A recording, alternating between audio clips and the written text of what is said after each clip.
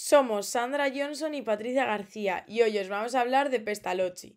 Os vamos a hablar de su biografía, del contexto histórico, de las influencias que recibió, de las ideas principales que aporta, además de sus aportaciones y sus obras más importantes a destacar para poder conocerle y ver su importancia con la educación. La biografía. Nace el 12 de enero de 1746 en Zúrich y muere en Suiza el 17 de febrero de 1827. Fue un pedagogo suizo y reformador de la pedagogía tradicional del siglo XVIII, que dirigió su labor hacia la educación popular.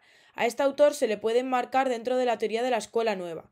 Con 19 años fue un miembro activo en el periódico de la sociedad, El Monitor. Con su abuelo materno viajaron a diferentes escuelas y casas de feligreses donde se dio cuenta de la pobreza de los países campesinos. En 1775 fundó una escuela para pobres.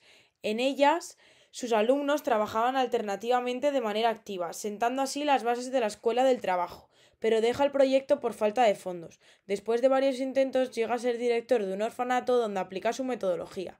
Creía que la solución a las contradicciones y a la pobreza en la sociedad era por medio de la buena educación. Creía a los niños y se les debía dejar aprender por sí mismos, que los maestros debían estar preparados para este desarrollo integral. Fracasó con diferentes aspiraciones políticas y se convirtió en agricultor. En 1977 publicó una serie de cartas sobre la educación de los pobres. El contexto histórico. El pensamiento pedagógico de Pestalozzi se desarrolla en el marco de un movimiento cultural e intelectual desarrollado en el siglo XVIII, principalmente en Europa, conocido como la Ilustración. En esta época de cambio culmina la historia moderna con la Revolución Francesa e inicia la historia contemporánea. Además, surge el romanticismo como una reacción parcial contra la Ilustración por rechazar el igualitarismo y la inspiración democrática. Las influencias recibidas. Es importante señalar que sus influencias pedagógicas las toma de Rousseau, del cual conoce muy bien sus teorías, y de Kant. En 1751 asistió al Collegium Humanitatis y recibió instrucciones de los educadores como Johann Jakob Bodmer y Johann Jakob Breitinger, que les enseñaron historia y política y el griego y el hebreo. Destaca también el hecho de que busca una sociedad compuesta totalmente por personas libres, consiguiendo esto mediante una pedagogía basada en el desarrollo natural de cada persona. Respecto a su metodología, se basa en la intuición, porque considera que los niños aprenden a través de sus sentidos. Para su enseñanza tomó en cuenta la intuición intelectual, tomando los aspectos que conforman su educación elemental, que son: 1. Para la enseñanza de los números, utiliza las tablillas con letras, las cuales hacían conocer la relación de los números al mismo tiempo que servían para aprender las letras. Además, parte de las cosas simples antes de avanzar a las más complicadas. 2. Para la enseñanza de la forma. Enriquece la memoria de los niños con explicaciones sencillas de objetos y materiales. Además, enseña a describir y a darse cuenta de sus percepciones. Pestalozzi pensó que por medio del dibujo se ejercitaba al niño en su escritura. Y la última, la enseñanza del lenguaje. Por medio del ejercicio de la lectura y la escritura, afianza los conocimientos del lenguaje. Además, aplica la psicología pasando del sonido a la palabra y de la palabra a la frase.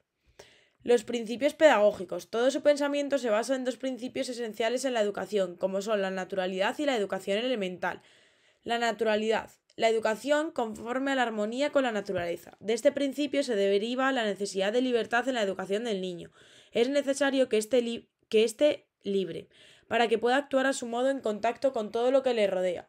La educación elemental debe partir de la observación de las experiencias, intereses y actividades educativas, de no enseñar nada que los niños no pudiesen ver, y consideró que la finalidad principal de la enseñanza no consistía en hacer que el niño adquiera conocimientos y aptitudes, sino en desarrollar su inteligencia. ¿Cómo eran los colegios Pestalozzi? Los institutos que implementan la metodología de este educador fomentan un ambiente cálido, tanto en el área natural como en la social. Algo interesante es el uso del juego como forma de aprendizaje, además de que buscan despertar la creatividad, la imaginación y la exploración. En cuanto a los docentes, su papel es dirigir, sugerir, coordinar y observar las consignas individuales o colectivas que solicita a los educandos, a lo que se le conoce como intuición global. Sus obras. En 1780 escribe la obra Veladas de un ermitaño, donde plasma las experiencias personales que tuvo en los centros académicos, donde estudió.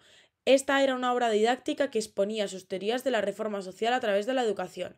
También escribe Cómo enseña Gertrudis a sus hijos, 1801, tratado educativo donde explica su metodología. Escribe durante un año en la revista Una hoja suiza, que fue diseñada y editada por él mismo. También escribió obras como La vigilia de un solitario, Cartas sobre educación infantil, y su última obra, en la que resume toda su teoría pedagógica, es El canto del cisne. Los aportes pedagógicos de Pestalozzi tienen un carácter pedagógico. Dan importancia al desarrollo del niño, ponen en práctica la organización de experiencias y actividades por medio del juego, valoran las actividades espontáneas del niño, hacen énfasis en la ejercitación de las actividades manuales, ejercita el lenguaje por medio de la conversación sencilla para después aprender a leer. Además, destaca la utilización de los ejercicios corporales combinados con los cantos. También da importancia a la efectividad desde el mismo momento del nacimiento del niño y, por último, considera importante la creación de instituciones en la familia y posteriormente en la escuela. Y esto ha sido todo de Pestalozzi. Esperemos que os haya gustado y que hayáis podido ver la importancia que tiene con la educación.